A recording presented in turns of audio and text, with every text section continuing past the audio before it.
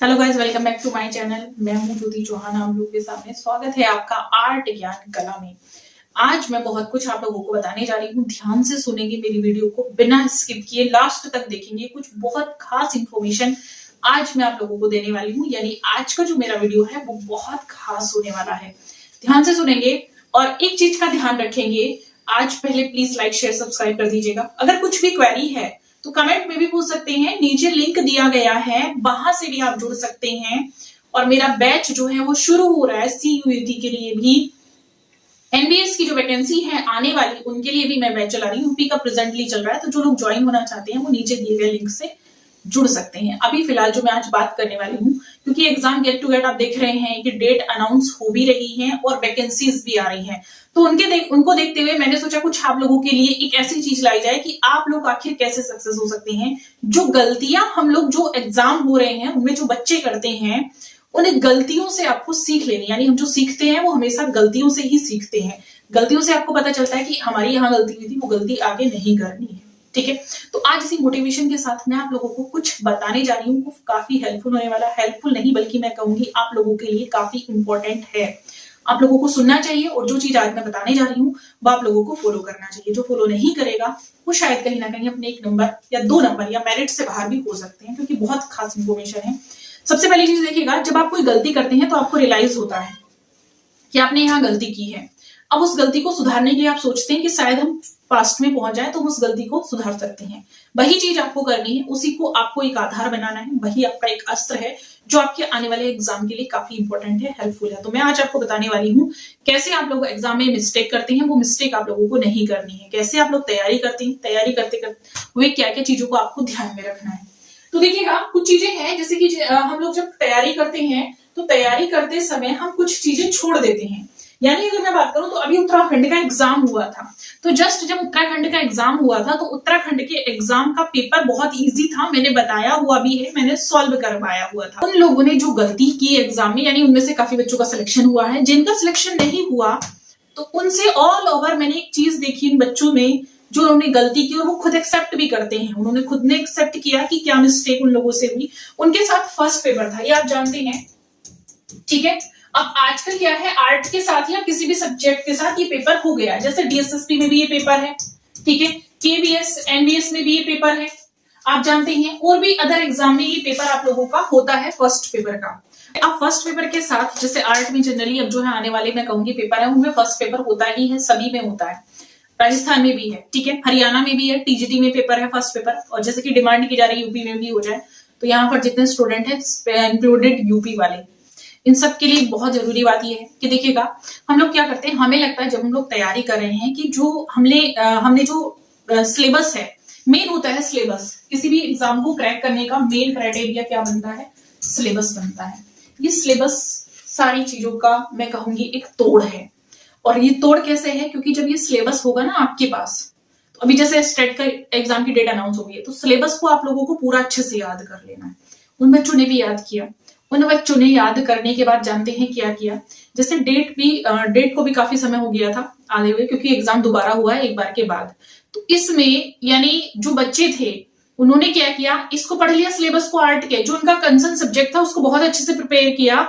उसके बाद उन्होंने फर्स्ट पेपर की तैयारी की। फर्स्ट पेपर की तैयारी उन्होंने साथ साथ नहीं की, जो कि मैं हमेशा बोलती हूँ, जब भी आप लोगों का किसी भी एग्जाम में फर्स्ट पेपर इंक्लूड है, चाहे पेडागोजी है, मैथ्स रीजनिंग है, जीके है, कुछ भी है, आप लोगों को साथ साथ उसकी प्रिपरेशन करनी है। तो साथ साथ प्रिपरेशन करिएगा और साथ साथ प्रिपरेशन में एक चीज को बिल्कुल मत फॉरगेट करिएगा, और वो चीज है कि इसमें मेन होता है रिवीजन। अच्छा, इसमें भी एक चीज है कि कुछ बच्चे क्या करते हैं, स्टार्टिंग में ही इसको करना शुरू कर देते हैं। ये भी चीज गलत हो जाती है, क्योंकि उन लोगों में मैंने एक चीज देखी, उत्तराखंड के बच्चों में जिनका सिलेक्शन नहीं हुआ, उन्होंने आर्ट्स का जो कंसर्न सब्जेक्ट था यानी आपका, उन्होंने उसको तैयार किया। उसके बाद उन्होंने बहुत कम समय दिया फर्स्ट पेपर को, जबकि मैं हमेशा बोलती हूँ 50% इसको तैयार करिएगा फर्स्ट पेपर को, इसको 100% करिएगा। फर्स्ट पेपर मस्ट है आप लोगों के लिए किसी भी एग्जाम की रैंक में आने के लिए, जरूरी है। जितना आपका कंसर्न सब्जेक्ट है उतना ही उस पर फोकस करिएगा, उसको इग्नोर बिल्कुल मत करिएगा, क्योंकि पास आपको ये भी कराएगा ये भी कराएगा। अब ऐसा नहीं है कि उसके चक्कर में आप इसको भूल जाए। उन्होंने यही किया, जिस समय इसको तैयार करना शुरू किया उस समय उन्होंने इसका रिवीजन बंद कर दिया। अब पेपर में जो क्वेश्चंस थे वो इतना इजी थे कि उनको 2 ऑप्शन में कंफ्यूजन बन गया, 4 में भी बन गया, उनके क्वेश्चन गलत हो गए। अगर मैं मानती हूँ उन्होंने खाली अगर इसको भी बहुत अच्छे से स्टडी किया होता, इसका भी बहुत अच्छे से रिवीजन किया होता, तो कहीं ना कहीं जो बच्चे आज के डेट में मैं कहूँ 2 नंबर से 3 नंबर से रह गए हैं ना, वो भी बहुत अच्छा स्कोर इसमें कर लेते, यानी कहीं ना कहीं उनका मेरिट में नाम होता, क्योंकि उन्होंने सिलेबस को यानी कंसर्न सब्जेक्ट जो था उसको भी लास्ट में इग्नोर कर दिया। तो बहुत जरूरी होता है, कई बार हमें लगता है नहीं हमें अपने सब्जेक्ट का अच्छे से आता, बहुत सारे बच्चे ऐसे कहते हैं मैम हमें फर्स्ट की दिक्कत है, हमें अपना सब्जेक्ट बहुत अच्छे से आता। कई बच्चे कहते हैं फर्स्ट तो हम कर लेंगे, अपने सब्जेक्ट में दिक्कत है। मैं ये बोलती हूँ आप लोगों से, आपको दिक्कत ही क्यों है, आप उसको दोनों तरीके से तैयार करिएगा। और तैयार करने का एक पैटर्न होता है, देखिए पढ़ने के लिए बहुत बच्चे पढ़ रहे हैं, कंपटीशन बहुत टफ है, बट पढ़ कौन कितने तरीके से रहा है, कितने कॉन्सेंट तरीके से पढ़ रहा है, कितना कॉन्फिडेंटली पढ़ रहा है, वो मैटर करता है। ठीक है, क्योंकि एग्जाम सब देते हैं हॉल में, सिलेक्शन किसका हो रहा है वो मैटर करता है। तो यहाँ पर जो मैटर कर रही हैं चीजें वो ये है कि जो सब्जेक्ट जिनके में दोनों पेपर हैं, स्पेशली यहाँ पर यूपी वालों के लिए इसलिए खास है, उनके में भले ही आपका सिंगल पेपर है, बट कुछ चीजें क्या है मैं देख रही हूँ ज्यादातर बच्चे क्या करते हैं सीधा रिवीजन पर आ जाते हैं। रिवीजन तब होता है जब आप उसका बेस मजबूत बनाइए। पहले आप थ्योरी को अपना स्ट्रॉन्ग करिएगा, उसके बाद उससे क्वेश्चन को एनालिसिस करिएगा और अप टू डेट चीजें पढ़िएगा। जो पुरानी बुक्स हैं उनको हटा दीजिएगा, पुरानी बुक से कुछ ऐसी चीजें लाइएगा जो हिस्ट्री मतलब उसका जो बेस बना रही है, उससे जो एक सन वाली चीजें हैं, या फिर मैं कहूंगी कि एक जो ऑथेंटिक कंटेंट है जो होना चाहिए पर्टिकुलर, वो मत लीजिएगा, यानी वो आपको अप टू डेट से लीजिएगा। अपडेट वाली जो बुक्स हैं उनसे लीजिएगा, वो बहुत जरूरी है। आर्ट में चीजें पल भर में जैसे बदल जाती हैं, आप भी नहीं समझेंगे कहाँ से चीजें किधर को निकल गई, क्वेश्चन कहाँ से हुआ। देखिएगा पढ़ते तो सभी हैं, मैंने बोला ना हम यहाँ पे पढ़ सब रहे हैं, एग्जाम में सभी परीक्षा देंगे, सभी का सिलेक्शन नहीं होगा। सिलेक्शन उसी का होगा जिसने कॉन्सेंट्रेट करके पढ़ा है, जिसने कॉन्फिडेंटली अपने आप को समय दिया, अपने आप को बिल्कुल गवा दिया है पेपर के लिए, सब कुछ त्याग कर उसने पूरा फोकस स्टडी पे किया है। आपको लगता है आपने 1 घंटा दे दिया, घंटों में पढ़ाई करते हैं, जबकि मैं हमेशा हर क्लास में कहती हूँ घंटों में कभी नहीं पढ़ना है, घंटे त्याग दीजिएगा। घंटे देखेंगे तो आधा समय तो आपका घड़ी देखने में निकल जाएगा, तो घड़ी देखने में भी समय बर्बाद क्यों करना है जब आपके पास इतना टाइम है कि आपको टॉपिक पे फोकस करना है। टॉपिक पे फोकस करिए, 1 नंबर आपका एडिशनल बनेगा उतनी देर में जितनी देर में आप घड़ी देखेंगे। ठीक है, तो कोशिश करिएगा। जो गलतियां उन्होंने की हैं कि एक सब्जेक्ट पे फोकस किया, क्योंकि यहाँ पर भी आर्ट में कम सब्जेक्ट नहीं है, आप इंडियन आर्ट भी पढ़ेंगे, वेस्टर्न भी पढ़ेंगे, वास्तुकला भी पढ़ेंगे, स्थापत्य कला भी पढ़ेंगे, सौंदर्य शास्त्र भी पढ़ेंगे। तो वहां पर जो मेन मेरा पर्पज है, उन्होंने मिस्टेक किया कि एक के चक्कर में दूसरे का रिविजन खो दिया। पढ़िए, पहले अच्छे से स्टडी करिएगा, दोनों अपनी जितने भी आप लोगों के सब्जेक्ट हैं। फर्स्ट पेपर वालों को स्पेशली मैं पहले अगर बात करूं डीएसएससी वाले, तो डीएसएससी वाले अपना फर्स्ट पेपर स्ट्रॉन्ग रखिएगा किसी भी एग्जाम के लिए। यहाँ पर सेम यही बात मैं केवीएस वालों के लिए बोलूंगी, सेम यही बात मैं स्टेट वालों के लिए बोलूंगी। जो बच्चे रह जाते हैं ना, हर साल मैं देखती हूँ वो फर्स्ट पेपर की वजह से रह जाते हैं आर्ट में स्टेट वाले, तो फर्स्ट पेपर को पहले स्ट्रॉन्ग करिएगा और साथ साथ इसके जो आपका कंसर्न सब्जेक्ट है यानी आर्ट वाला जो सब्जेक्ट है इसको भी स्ट्रॉन्ग रखिएगा।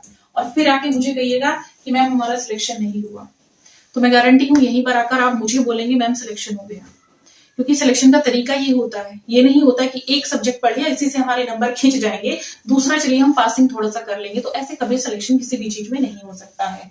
अब जिनके आर्ट वाले सब्जेक्ट हैं उनको देखिएगा क्या करना है। आर्ट में कई बार क्या करते हैं, सब बच्चे सोचते हैं कि इंडियन ही आता है और इंडियन के साथ वेस्टर्न आता है, तो वो वेस्टर्न में इतना टाइम वेस्ट कर लेते हैं।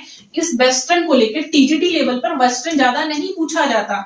इसके लिए भी मैं आप लोगों के लिए कुछ क्वेश्चंस लाऊंगी, वेस्टर्न किस लेवल का पूछा जाता है, मैंने टॉपिक भी आपको बताए हुए हैं।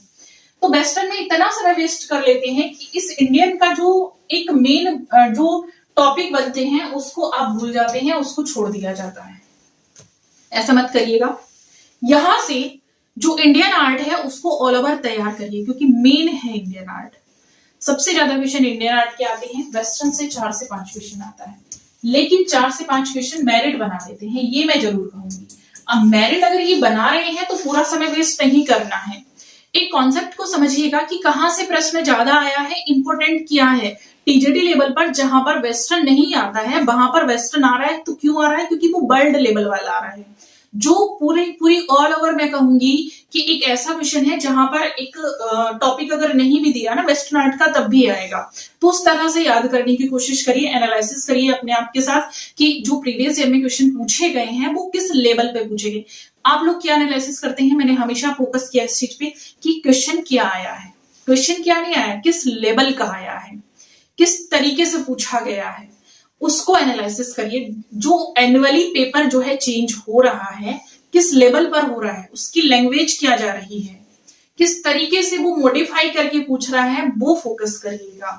वो चीजें इंपॉर्टेंट है, ना कि ये चीजें इंपॉर्टेंट है प्रीवियस ईयर में इस चैप्टर से क्वेश्चन ज्यादा आया था, ये इंपॉर्टेंट कभी नहीं होता है।